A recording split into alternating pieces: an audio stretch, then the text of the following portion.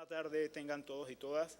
Permítame agradecer la invitación que gentilmente nos ha cursado el Instituto, institución pionera en nuestro país en la promoción de la academia y del estudio constante del derecho. La ponencia que hemos presentado se titula Competencias del Tribunal Administrativo Tributario y tiene por objetivo, dado el debate que hemos presentado esta tarde, puntualizar la relevancia de la creación de esta institución que tiene competencia para conocer los recursos de apelación dentro de la vía gubernativa contra las decisiones de la administración tributaria. Además, debo señalar que esta presentación no representa la opinión del Pleno del Tribunal Administrativo Tributario ni de ninguno de sus magistrados, sino una exposición de carácter académica. Cualquier opinión relacionada con la aplicación de la legislación sustantiva o procesal debe considerarse como parte del criterio del expositor. Además, queremos, antes de entrar en materia, presentar brevemente al tribunal. Esta institución de novísima creación, con 3 años de funciones, tiene como misión impartimos justicia tributaria en la República de Panamá y nos hemos impuesto, luego de un trabajo entre todos los colaboradores que hemos definido el plan estratégico institucional para los próximos 5 años, como visión ser reconocidos por la calidad y efectividad de nuestras actuaciones y mantener un recurso humano calificado, en la medida que uno de los objetivos principales de la institución es brindar un servicio público de calidad. Y los valores que orientan a la institución son los de transparencia, justicia, honestidad, responsabilidad, compromiso, respeto y confidencialidad. No debe entenderse erradamente el principio o el valor de confidencialidad contrapuesto con el principio de transparencia pública, por cuanto la información de los contribuyentes reviste carácter confidencial de conformidad con el artículo 722 del Código Fiscal, razón por la cual el tribunal mantiene la reserva de la información de los contribuyentes. La institución está dirigida por un nivel político, el Pleno de Magistrados, son 3 magistrados principales, 2 abogados y un contador público autorizado, cada uno con sus respectivos suplentes, un nivel coordinador ejercido por la Secretaría General, un nivel de asesores, un nivel fiscalizador y el nivel auxiliar de apoyo y un nivel operativo. Por razones de tiempo, cualquier aspecto que no podamos señalar en la presentación podrán encontrarlo en la ponencia. Veamos entonces concretamente las competencias del tribunal. Y antes de referirnos de manera detallada a las competencias que tiene el Tribunal Administrativo Tributario y que están relacionadas con la importante función que desempeña esta institución dentro de la administración pública, debo manifestar que me adhiero a los comentarios que han esbozado las destacadas expositoras que me han antecedido, en el sentido de que somos de la opinión que los tribunales administrativos, incluido el Tribunal Tributario y el Tribunal de Contrataciones Públicas, son perfectamente constitucionales, es decir, que no violan la Constitución política y tal como decía la magistrada Anabel, es importante que al momento de analizar la Constitución, como bien se nos enseñó en las aulas de Derecho, sigamos el principio de unidad de la Constitución, principio de interpretación constitucional que a lo largo de la historia ha venido siguiendo la jurisprudencia de nuestra Corte Suprema de Justicia y que implica que la Constitución debe ser interpretada en forma compacta, es decir, no se puede interpretar aisladamente. De allí que al revisar la normativa constitucional nos adherimos pues a ese criterio de que el Tribunal Administrativo Tributario, así como el Tribunal de Contrataciones Públicas, es perfectamente constitucional. Y también, como bien se ha señalado, el legislador decidió que estas instituciones se denominaran tribunal, pero bien pudieron denominarse consejo, corporación, autoridad. Por ejemplo, a propósito de Bolivia, el organismo que conoce en segunda instancia en la vía gubernativa los actos recurridos contra la administración tributaria se denomina autoridad de impugnación tributaria. En general podemos decir que el tribunal es competente para conocer en vías del recurso de apelación dentro de la vía gubernativa cualquier acto o decisión que emane de la administración tributaria. Y a lo largo de la presentación me escucharán referirme a la administración tributaria porque como ahora estamos en este dilema que pronto va a desaparecer la Autoridad Nacional de Ingresos Públicos. En la ponencia nos referimos pues a la Autoridad Nacional de Ingresos Públicos porque era la institución que estaba vigente. Evidentemente aún no ha salido el fallo de la Corte, pero nos concretamos entonces a decir Autoridad Nacional de Ingresos Públicos. Al momento que fue creado el tribunal, la Ley 8 del año 2010 hacía referencia expresamente a la Dirección General de Ingresos del Ministerio de Economía y Finanzas, que era la entidad pues, que tenía la facultad de recaudación y cobranza de los tributos. Entonces, como decíamos, el tribunal es competente, a modo general, de conocer en grado de apelación cualquier decisión que emane de la administración tributaria vinculada a la administración de los tributos internos. Estos son los tributos que administra o que recauda la autoridad, hoy día la Autoridad Nacional de Ingresos Públicos. Con lo cual el tribunal carece de competencia, como sí ocurre en otras jurisdicciones, para conocer asuntos tributarios relacionados con otras administraciones tributarias, como podría ser la administración tributaria aduanera, las tesorerías municipales y las contribuciones de seguridad social que recauda y administra la Caja de Seguro Social. Ya hemos dicho pues que en otras jurisdicciones estos organismos, tribunales tributarios o tribunales fiscales, sí tienen competencia para conocer las decisiones de todas las administraciones tributarias y no se circunscriben exclusivamente a los tributos internos, como son, por ejemplo, el impuesto a la renta, el IVA, nuestro ITBMS, entre otros impuestos internos. Además, el tribunal, de acuerdo con la Ley 8 del año 2010, tiene una competencia particular que es la de proponer al ministro de Economía y Finanzas iniciativas de ley considerando vacíos que se hallen en la legislación tributaria. Ya el tribunal ha ejercido esta facultad. Durante el gobierno anterior presentamos una propuesta de ley orgánica del tribunal que, además de fortalecer el régimen orgánico del tribunal, unificaba todas las normas de procedimiento, porque en la actualidad, para que se desarrolle el proceso que se surte en el tribunal, tenemos que aplicar 3 leyes: el Código Fiscal, ante sus vacíos la Ley 38 sobre el procedimiento administrativo general, y frente a los vacíos de la Ley 38, como bien lo indica esta ley, entonces tenemos que aplicar el libro segundo del Código Judicial.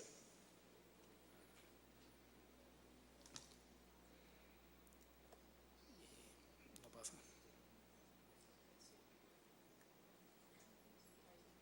¿Dónde?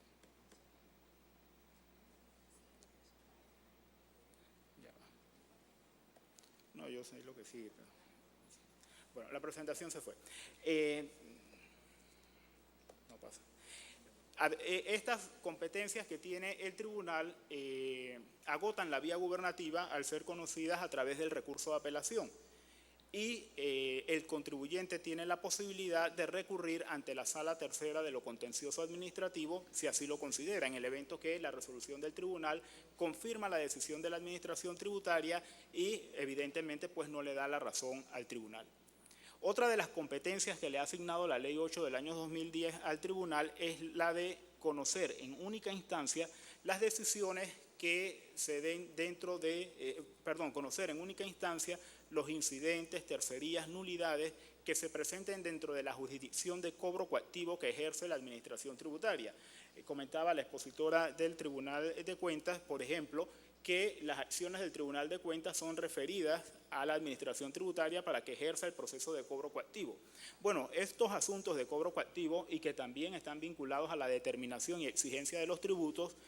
cuando los interesados no estén de acuerdo con las decisiones que está tomando la administración tributaria, entonces pueden incidentar ante el Tribunal Tributario. Con anterioridad a la Ley 8 del año 2010, era competencia de la Sala Tercera el conocimiento de estos incidentes, excepciones y tercerías dentro del proceso de cobro coactivo,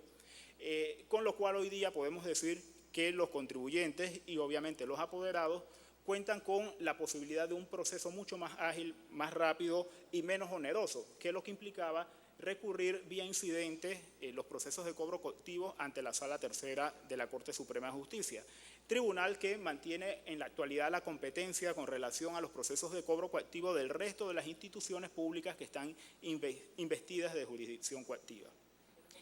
Ahora parece que funcionó.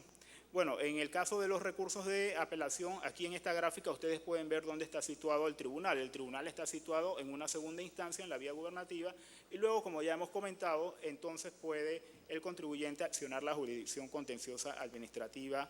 de la Sala Tercera de la Corte Suprema de Justicia. Y en referencia a esas competencias de las que hablábamos en cuanto a los incidentes, excepciones y tercerías de cobro coactivo, en la actualidad existe la duda respecto a si estas actuaciones son susceptibles de ser atacadas ante la Sala Tercera de la Corte Suprema de Justicia, en virtud que la propia ley ha dispuesto que el tribunal lo conoce en única instancia. Cuando el tribunal inició funciones, al momento de conocer la primera incidencia vinculada a este asunto, le corrió traslado al procurador de la Administración, en virtud de lo que disponía la propia ley orgánica de la Procuraduría de la Administración. No obstante, el procurador se inhibió de conocer el asunto, argumentando que primero, que el procurador de la Administración actúa exclusivamente en sede judicial de conformidad con la Constitución y el Código Judicial ante la Sala Tercera, y que además podría existir la posibilidad que estas cuestiones del cobro coactivo fuesen atacadas ante la Sala Tercera y él tuviese que actuar, evidentemente, en ejercicio de sus funciones. No obstante, en la actualidad, ninguno de estos procesos ha sido impugnado ante la Sala Tercera, con lo cual pues, se desconoce cuál podría ser el criterio de la Sala respecto a si esas decisiones son susceptibles de ser atacados ante la jurisdicción contenciosa administrativa. En la propuesta de ley orgánica del tribunal del que les comentaba y que desarrollamos en la ponencia, sí se deja establecido que estas actuaciones en materia de cobro coactivo que dicte el tribunal podrán ser recurridas o podrán accionar la jurisdicción contenciosa administrativa de la Sala Tercera de la Corte Suprema de Justicia. Para ir delimitando el aspecto de dónde surge el Tribunal Administrativo Tributario, debemos señalar que a nuestro juicio existía una deuda con un principio fundamental o un derecho fundamental consagrado en el artículo 8 de la Convención Americana sobre Derechos Humanos, que dispone que toda persona tiene derecho a ser oído por un tribunal o juez independiente e imparcial, y advierte distintas materias, en distintos casos, penal, administrativo, y señala, resalto, en materia fiscal. Podría decirse, por ejemplo, que los administrados, los contribuyentes, tenían ese derecho, tenían consagrado ese derecho a ser oído en la medida que luego que se agotaba la vía gubernativa ante la propia administración tributaria, podían recurrir ante la Sala Tercera de la Corte Suprema de Justicia. No obstante, a nuestro criterio, no se cumplía plenamente con la disposición de la Convención Americana, en virtud de que la Sala Tercera de la Corte Suprema de Justicia no es un tribunal especializado en materia tributaria, con lo cual el Tribunal Administrativo Tributario, ya en sede gubernativa, viene a cumplir con ese presupuesto o ese derecho fundamental que a nuestro juicio está consagrado en el artículo 8 de la Convención Americana, en el sentido que toda persona tiene derecho a ser oído por un tribunal independiente e imparcial en materia fiscal, y que además, a nuestro modo de ver, ese derecho al cual me acabo de referir también está incorporado en el artículo 32 de la Constitución, en virtud del bloque de constitucionalidad y las jurisprudencias reiteradas las sentencias reiteradas de la Corte Suprema de Justicia, que han puntualizado que el artículo 8 de la Convención Americana comporta o integra el contenido del artículo 32 constitucional. También la primera expositora se refirió a que el anteproyecto de acto constitucional preparado por la Comisión de Reformas a la Constitución incorporó al Tribunal Administrativo Tributario a ese proyecto, es decir, ha recomendado que el Tribunal Administrativo Tributario sea elevado a rango constitucional. Y, por ejemplo, en la exposición de motivos, encontramos que la Comisión de Reformas a la Constitución advirtió: el Tribunal Administrativo Tributario existe por ley desde hace escasos años. Aparece en el proyecto como expresión de una vía para organizar la solución de los conflictos con la administración que rompa con el esquema ejecutivo judicial y con una vía gubernativa abreviada y reforzada. A nuestro modo de ver, la Comisión de Reformas a la Constitución pone de manifiesto la trascendental importancia que reviste la creación de tribunales administrativos o entidades administrativas que controlen, a propósito de lo que decía la magistrada Anabel, a través del principio de autotutela de la administración, que no es otra cosa que lo que llama la doctrina argentina la tutela administrativa efectiva, y que gran parte de la doctrina dice que hoy día ya no es necesario referirse a una tutela judicial efectiva y a una tutela administrativa efectiva, sino que basta con que hablemos de tutela efectiva, porque existe una obligación tanto del órgano judicial como de la propia administración pública de tutelar efectivamente a los administrados. Entonces consideramos que esta es una expresión que pone de manifiesto la Comisión de Reformas a la Constitución al recomendar que el Tribunal Tributario sea elevado a rango constitucional. Y yo diría mucho más de eso. Lo que pasa, a mi modo de ver, es que en un país como el nuestro, donde en muchas ocasiones no hay respeto por las instituciones y cada vez que se suceden gobiernos, vamos desapareciendo instituciones que se han creado con anterioridad, entonces pareciera que una garantía para los ciudadanos en cuanto a la permanencia de las instituciones es que habrá que incorporarlas todas a la Constitución, lo que también, a mi modo de ver, resultaría incorrecto porque tendríamos una Constitución muy amplísima en la que se incorporen todas las instituciones. Pero bueno, esta es parte de la realidad de nuestro país y que ojalá con el tiempo pues, sean superados. Debo ir precisando para concluir que en cuanto a la propuesta de reforma a la Constitución que establece la Comisión de Reformas Constitucionales respecto a la incorporación del Tribunal Tributario, es que amplía o recomienda la ampliación de sus competencias en el sentido que el tribunal también sea competente para conocer los aspectos vinculados con la determinación de tributos aduaneros, los tributos municipales y las contribuciones de seguridad social. Porque evidentemente los ciudadanos, los administrados que tienen que lidiar con las administraciones tributarias de esos otros tributos, es decir, los tributos aduaneros, los tributos municipales y las contribuciones de seguridad social, viven día a día lo mismo que sucedía con anterioridad a la creación del tribunal, en el sentido que las administraciones tributarias como parte de la administración pública y como ocurre día a día en todas las instituciones de la administración pública, se convierten en juez y parte al decidir, no solo a través del recurso de reconsideración, sino a través del recurso de apelación, sus propios actos. Y evidentemente la creación de estos tribunales o de autoridades que autocontrolen los actos de la propia administración pública vienen a fundamentar ese principio de tutela administrativa efectiva y además contribuyen con la desconcentración del órgano judicial, porque también sabemos que la Sala Tercera está llena de procesos de toda la administración. Y si efectivamente los tribunales administrativos o las entidades administrativas creadas o establecidas para el autocontrol de la propia administración puedan contribuir a que se realice un efectivo control del acto administrativo, entonces evidentemente se recurrirán menos decisiones de la administración pública ante la Sala Tercera de la Corte Suprema de Justicia, que dicho sea de paso, también como se ha mencionado, existe un rezago en cuanto a la jurisdicción contenciosa administrativa que mantiene a ese tribunal aglutinado de casos hasta que no se resuelva o no se adopte una nueva ley de lo contencioso administrativo que conlleve la creación de juzgados de lo contencioso administrativo, entre otros. De otra parte, en cuanto a la propuesta de la Comisión de Reformas, mantienen el hecho de que el tribunal esté integrado por 3 magistrados. En nuestra opinión, es un asunto que debe ser revisado, debido a que si el tribunal se mantiene exclusivamente conformado por 3 magistrados, pero adhiriéndosele todas las competencias vinculadas a materia tributaria, como hemos dicho, tributos aduaneros, tributos municipales y contribuciones de seguridad social, además de los tributos internos, entonces lo que vamos a crear es un cuello de botella y va a estar existiendo siempre la llamada mora, es decir, 3 magistrados van a tener que resolver todos estos asuntos vinculados a las administraciones tributarias. Por ejemplo, en otros países donde existen los tribunales tributarios o los tribunales fiscales, como el caso de el Perú, donde su tribunal fiscal ya tiene 50 años de funcionamiento y tiene competencia para estos 4 clases de tributos, existen varias salas donde Hay salas especializadas en el conocimiento de los tributos internos, una sala especializada en tributos aduaneros, una sala que ve los tributos municipales y otras las contribuciones de seguridad social.